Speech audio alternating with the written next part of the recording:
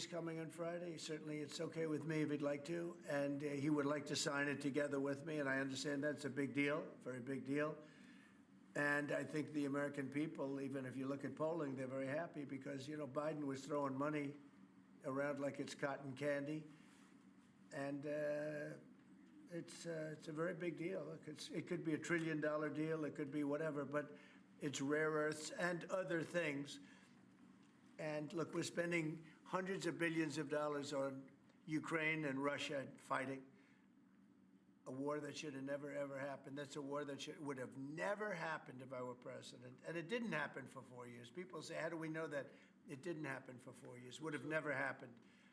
And nevertheless, this guy went into this situation and he spent money like nobody's ever seen, $350 billion. The other thing that we don't like is that Europe has spent $100 billion. We've spent $350 billion.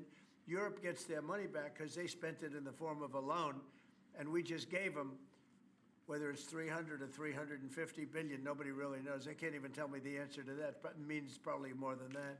So what we're doing is now we're saying, look, we want to be secured. We want to get that money back. We're helping a country through a very, very big problem, a problem like very few people have had. Shouldn't have had this problem because it shouldn't have happened, but it did happen, so we have to straighten it out. But the American taxpayer now is going to get their money back plus. Mr. President, yesterday with Emmanuel Macron, you said you had spoken to Putin about the idea of peacekeepers in Ukraine, that Putin was fine with it. The Kremlin, I guess, has said that that's actually unacceptable to them. What's real here?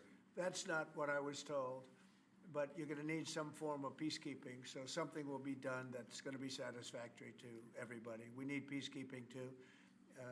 Any situation it's actually something I did discuss, but a form of peacekeeping that's acceptable to everybody. Ultimately, we'll be able to agree on something, I'm sure. With Ukraine and this mineral deal, what does Ukraine get in return, Mr. President?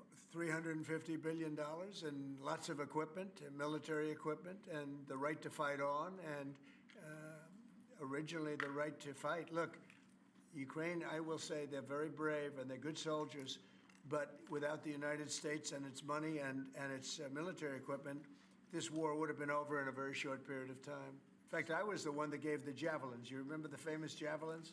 That was me. That wasn't Obama. It wasn't Biden. It wasn't anybody else. It was me. And they wiped out a lot of tanks with those javelins. And the expression was that Obama gave sheets and I gave the javelins. That was a big deal at the time. It wiped out. That was the beginning when people said, wow, that's something. Well, that was American equipment. Without American equipment, this war would have been over very quickly. And American money, too. I mean, a lot of money. So that war-fighting equipment and the ammunition, that's sustained going forward for Ukraine, and how long is it sustained? Well, it could go forward for a while, and maybe until we have a deal with Russia. Look, we need to have a deal with Russia, otherwise it's going to continue. But now when Americans put up their money, the taxpayer money, and the president approves it, we're getting our money back in some form. But it could go on for a while, or it could be settled quickly. I think it's going to be settled quickly. I spoke with President Putin. I think he wants to settle it, and